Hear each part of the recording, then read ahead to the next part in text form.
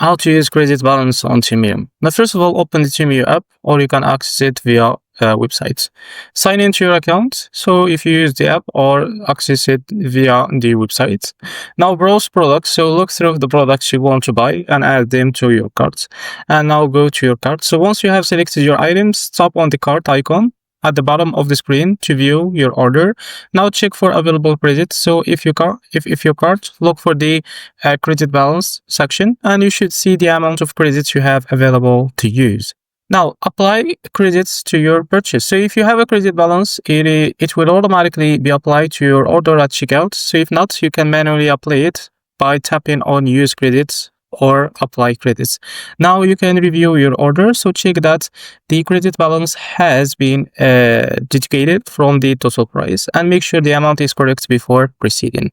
Now finally, complete your purchase. So if everything looks good, tap checkout to complete your purchase with the credits applied.